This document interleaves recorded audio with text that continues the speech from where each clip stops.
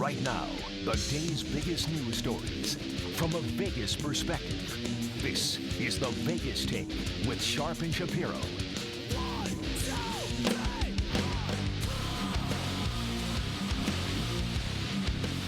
All right, welcome back. It is the Vegas Take, Sharp and Shapiro. Glad you could join us on a Thursday. You know, as I say all the time, during these difficult times, this coronavirus and everyone in quarantine, regardless of what your political beliefs are, you need to laugh, right? You need to remember how to smile again. And the guy we have with us on the line right now, he started his career in the late 70s as one of the best stand-up comics. He's been one of the best stand-up comics around for 40-plus years, maybe even longer than that. And one of my favorite comedians. As you know, he's performed for years on the Las Vegas Strip, and we're very lucky to have him on the line with us right now. The day of my 40th birthday, what a great birthday present to have George Wallace on the line. George, thanks for coming on, my man. How you doing? Happy birthday to ya. Happy birthday to ya. Happy birthday. 40 years old. I was 40 years ago. How you doing? That was pretty good, George. Do you remember what you did? 7.6. Do you remember what you did on your 40th birthday, George? How the hell am I supposed to remember what happened 40 years ago? Let me tell you something. I don't know what I did on my last birthday last year. I know I'm enjoying life. I know that. I'm not in Las Vegas, even though I live in Las Vegas. I vote in Las Vegas. I'm at my home in Atlanta right now, in Buckhead. And I mean, like you say, what we're going through right now, my job and your job is to keep people laughing in some way, because laughter is healing for the soul, and it's pretty bad. But I'm just happy that I have the greatest job in the world, and I can come out and put a smile on people's faces. You guys are doing that too, you know, and especially in Las Vegas. If you can't laugh in Las Vegas, you really can't laugh anywhere, you know, and it's just good to laugh. When you stop laughing, you stop living, okay? You are so right. You are so right about that. So let me ask you, George, how are you dealing with this in quarantine? Like, what do you do to pass the day? How are you and your family holding up? First of all, I'm here alone. My daughter drove by to see me yesterday, and I waved at her from the 25th floor. I told her, keep moving. Keep moving. That's the closest she's going to get. Keep moving. So I'm dealing with it. I'm doing things I don't normally do. I'm sitting here. Yesterday, I'm sitting there eating chicken and Cheerios. I'm doing crazy stuff. Chicken and Cheerios? Chicken and Cheerios. Yeah, chicken and Cheerios. I've never heard of that before. Me either. But you never heard of chicken and waffles. You never heard of chicken and waffles before 10 years ago, right? And everybody That's true. Chicken and waffles. Yeah, and all of a sudden, ooh. When you got nothing else in your house to eat but chicken and Cheerios, you tend to do things. Hey, listen to me. There's something wrong with me, first of all. Let's make that perfectly clear. My refrigerator is talking. My refrigerator's going, what? What? What? What? What do you want now? There's not, whatever's in here, you put in here. Nothing. So what television? I'm having fun. I'm having fun with myself, okay? No, you're absolutely. I'm dying here. You're killing me. It's funny. So what do you watch on television when you're stuck in quarantine? What type of television are you watching these days? Now, listen, you know I'm the most successful comedian you ever met. It's not how much money you make, it's how you enjoy your life while you're living. And I've been working for 44 years on stage every night at 8 o'clock. I never had an opportunity to actually watch TV, but now Netflix is killing me, man. They got some great programming on Netflix, and I'm watching a show called some shows that I never would have seen. Black Lightning, a black superhero. I'm watching a show called Uncorked with Courtney Vance. There's Ozark. They got the Tiger King. These are some stupid people. You know, you watch the alligator. What's the name of the people down, the swamp people down in Louisiana? You thought they were crazy. Now we got the Tiger King. So, what do you make of that nut job, huh? Listen. Well, it keeps us laughing. It's entertaining us. It's entertaining the world, actually. So that's pretty good. And the little store next to the pawn shop. How about that? He's wanted to open up there. There's so much TV, so many things for a comedian to do. And like I said, we look at life differently, and you know, and everything. I'm just trying to write jokes to be ready when I come back to the Westgate to have some fun there. You know, that's my job, is just sit down and just. I think there's a joke in everything. I'm sorry. I know we're going, but that's my job. That's what I do. You know, I'm trying. No, that's what you do, and you're one of the best in the world at doing it. If you're just joining us, we're speaking with George Wallace. Hopefully, he'll be back soon at the Westgate. Who you What's that? George, who you speaking with? The legend, George Wallace. The legend. You got him on the phone? The legend, the legend himself.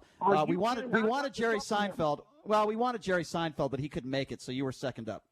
You just crossed the line now. Jerry, you crossed the line. Hey, come on now. You've been friends with Jerry. You were his roommate for years. Have you guys talked recently? How is he holding up in all this? I bet you $20 if I talk to you in the next 5 minutes, he will be calling and interrupting our call. He won't talk on the phone with us because he's introverted. I'm extroverted. But we talk 8 times a day. Do you really? 8 times. That's my What do you guys talk about every day? Anything. We thank God for the cell phone that we can FaceTime, and we just love to. We don't have a lot of friends, believe it or not. We don't have a lot of friends, so we call each other for no reason whatsoever. Wait, what do you mean you don't have a lot of friends? You guys are why would you say that? I don't understand. You're the nicest guy in the world. You're hilarious. You're a good dude. I don't know Jerry Seinfeld well, but, I mean, I've met you before, and what do you mean you don't have a lot of friends? Why is that? We don't. Comedians are crazy. We don't trust a lot of people. We don't.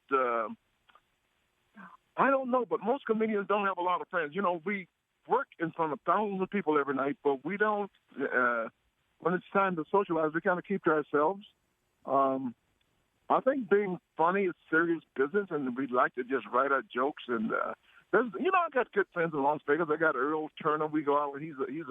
He's loony. Earl Turner, if you ever seen him, one of the greatest entertainers in Las Vegas, by the way. Sure. Yep. But I bet you I got about 2 or 3 friends in Las Vegas, and I'm in Atlanta right now, and I got a whole lot of family. You don't even see family a lot. You'd be surprised. But I'm doing that now. I'm calling people and talking to people I haven't talked, but really close friends, and even you in Las Vegas. If you really, really look at it, most people only have about 4 people that you can depend on, trust, I agree. and tell everything to. I agree. No, I don't disagree with you on that one whatsoever. I guess my next question would be this. I mean, obviously you're one of the most established comedians on the planet, but what would you say about go back to like the late 70s if you had to deal with something like this and you were just trying to make it? And what about these younger comedians, George, that have to travel from place to place, week to week, just to pay the bills? Obviously, they can't make money now. I mean, what would you say about them? Because obviously there's a lot of young stand-up comics now that are struggling. It's going to be bad, Brian, because some of these comedy clubs won't even reopen. There's also, you got to think about the market. There's not a lot of people anxious to go back to crowds. It's a new day forevermore. Things have changed. We don't know what's going to happen when the clubs and the rooms open back up and the auditoriums. I don't know whether I really want to be amongst a lot of people just yet. Yeah, I'm telling you, when the casinos open again, I'm not so sure. I've always done the bit on stage about I'm not shaking nobody's hand, and I'm not right now. I'm not going to fist bump anybody, and I'm telling people I'm just going to adopt. I'm in Asia all the time. I'm going to adopt the Asian custom of bowing, just bowing, just bowing. Yeah, when you were in studio, I believe that we elbow bumped. Listen, don't even touch me. Don't elbow bump me at all. Don't. Yeah. I ain't touching nobody. So those days are done. I'm going to be so Asian that I'm going to change my name. My real name is Henry Lee. I'm going back to Henry Lee. I'm going to be that Asian. Hey, can you imagine the hell that a guy like a Howie Mandel is going through now? Like, you already have obsessive-compulsive disorder, and you're like an entertainer. Can you imagine what's going through his head right now? He must be quarantining himself in the bathroom, Well, he's actually doing pretty good. I do his Instagram a few days, and just a few days ago, and he's actually doing well. And this is keeping us going. This is our therapy, talking to Las Vegas, talking to you guys, and just put laughter in your life. No matter what you do, as my book says, laugh it off. Keep laughter in your life. Go on my Twitter feed. I try to keep people laughing every day, especially in Las Vegas. All you got to do is just listen to radio. In a wreck, need a check, all these lawyers. Enough said, call in. On call, that's all. There are a lot of advertisements like that in Vegas. A lot of poetic ditties, for sure. What the hell is going on with these lawyers? If you're not on TV, you're not a real lawyer now. What is going on? Just every other commercial. Well, you have to be on a billboard in Las Vegas to be a real lawyer. That is very. So, like, do you miss? I mean, how do you? I know you've been doing this for 44 years, but I mean, you mentioned, it's kind of nice to be able to, put your feet up and watch a little TV at night and relax a little bit. But I would imagine you still probably miss performing for the fans and making people laugh on a regular basis, right? How do you mix that between the two? I do because, I'm really different. Doing comedy and stand-up is my sex and it's my drugs. I'd rather do No, this is not funny. This is not funny. This is the truth. I'd rather do stand-up more than anything else. When I'm walking on that stage and people see me, and when I see happy people, it makes me happier. It's better than sex and drugs. You may not understand that, but if you did what you love doing, and I'm living my dreams. For me, it's the same, because when I'm having sex with a female, usually they're laughing, so I get the best of both worlds. That's usually. Well, I'm glad you specified for the female, but it really doesn't matter. Whatever flips your boat, it really doesn't matter. As long as you're happy, you shouldn't be having sex with anybody today. Let's go back to that. That's true. You keep your distance, okay? Let me tell you something, young man. As the big cat Ernie Ladd used to say, let me tell you something, Mr. Announcer. You shouldn't be approaching anybody right now, okay? You keep You're your. right. Are you married? No, I'm not. I'm not married. Okay, keep your distance. Let me tell you what's happening. What is this? This is May, right? April? What is it? April. Come December and January, you're going to see some babies around here like you won't believe. And you're going to see some divorces.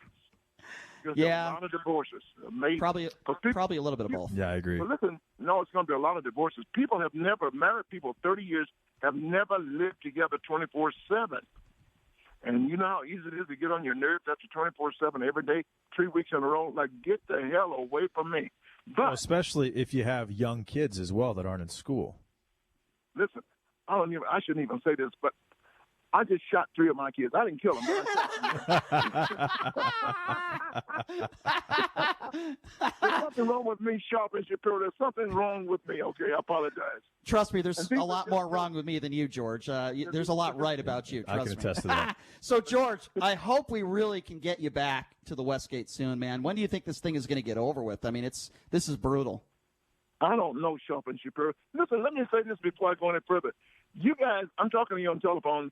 You guys have a personality that comes to the phone. It's just a lot of fun talking to you guys. I feel so comfortable. I don't know. Have I done you guys live? Yeah, you came in studio. In fact, I met you. You came in our studio, and then you were running up to the Westgate, so you had to leave. You did our show when we were 6 to 8 p.m. I really didn't have to leave. I just didn't like you. I remember. Well, that's very possible. Join the club. Join the club, George. That's about anybody else that meets me. And then, I tell this story about you because this was like 10 years ago, George. You were performing at another casino, and you came in and you gave me a bunch of tickets to give away on the air. And so many people that won those tickets had such a great time and thanked me. And I said, don't thank me, thank George, because he gave me a bundle of tickets to give away. And that was really nice of you. That was the first time I met you. But, yeah, you came in studio at KDWN probably about a year ago or so, and you had to and we had a great time then, and we're having a great time now. But I mean it sincerely when I say you've always been one of my favorite comedians since I was a little kid. My dad first introduced me to you when I was at a very young age, and I've been a big fan of yours ever since. I've seen your show all over the Strip. I've seen your show at the Westgate several times. I was there on opening night, media night, and you're just one of the best. But one of the things about you that I think is very rare is that you could have a 10-year-old see your show or an 80-year-old. You're not nasty. You're not dirty. And every comedian is different. But you can bring your family to your show, and everyone will still have a good time. I think that's what's so unique and different about you, which is great. Well, I love what I do, and I do love kids. I just like to laugh, and I like to write evergreen jokes. If I tell a joke today, it should be funny 30 years from now. And there's so much going on in the world. If you just can't write jokes right now, and you can't say anything stupid around me because I pick up on little things. Life is so good, and I just sit back and just laugh. Like a lady said to me the other day, I feel comfortable in my own skin. So you can't say stuff like that around me. I got to make that into. Well, how you feel comfortable in your own skin? You never been in nobody else's skin before. That's true. Because Sharp and Shapiro, don't you heard the man Jeff Bezos? You heard Sure. You heard of him? Yeah. Don't you think you feel a little better in his skin? I would feel a little more wealthy in his skin. I'd feel a little better. Better, completely healthy. Yeah. I feel better in Oprah's skin. I feel better in Al Sharpton's skin. It's going to be a little tight. It's going to be a little tight. Al Sharpton. How would George Wallace feel in Donald Trump's skin? Be honest. Stop it. Stop it. Don't say stupid stuff. I don't know what. Listen to me. The show says whatever your political opinion is. Obviously, I should be president.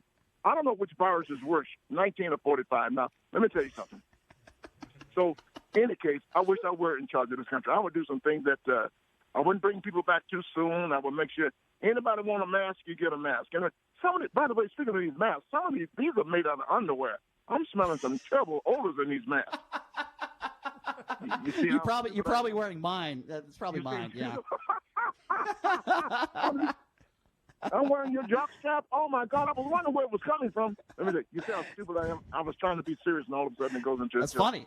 Oh, it's funny. Have you watched? Speaking of funny, not to get political, George, but have you watched any of these coronavirus press briefings? What do you make of it? Some people say it's like a skit from Saturday Night Live. Let me tell you something. If I just could be a journalist for one day, and go to the press conference, because I'm gonna be invited the same day and fired on the same day, because I know I'm not stupid. I would say to the president, "Is there something wrong with you? You just said this yesterday, and now you say you didn't say it. Something's wrong with me." Then I say, "Mr. Pence, are you going to stand there and let that man just lie in front of your face, and you're going to back him?" I could go down the line, and I would just say, "There's something wrong with you. I don't know what it is. Achoo!" And I get the hell out there. Yeah. Well, I got your back on that one. I'm not much of a Trump supporter myself. George, you literally are a living legend. We're glad you're safe, and you and your family are doing good. And I tell you, man, I cannot wait until things reopen and get to see you again at the Westgate, because that's another stupid thing. People say, "I cannot wait." Well, what you going to do about it? That's true. I got no choice. I'm in quarantine. That's true. I have absolutely no choice. Las Vegas, when you get ready, let's get ready. Vegas strong. Let's get ready to do this thing whenever we do it. Let's get back into laughter. Let's get back into enjoying each other. Even though we know it's going to be a different world from now on. From now on, it's going to be different. But let's make the best of it, okay? You're right. George, I couldn't have said it any better myself. You are a legend. I cannot thank you enough for coming on when things get back to normal. Hopefully we can get you back in studio. George, you're the best. I love you, man. Thanks for the birthday. Thanks for the birthday wishes, and stay safe, my friend, okay? You've got to do. Check me out on Twitter at Mr. George Wallace. Everybody, come over to the Westgate. Let's have a good time. We have free parking at the Westgate when it opens back up. Okay. Love you, man. All right, I love you. Better. There's absolutely nothing you can do about it. See you. And you better retweet this interview, or I'll be very disappointed in you, George. Thanks for coming on. There you go. The legend himself, George Wallace. God, is that guy funny?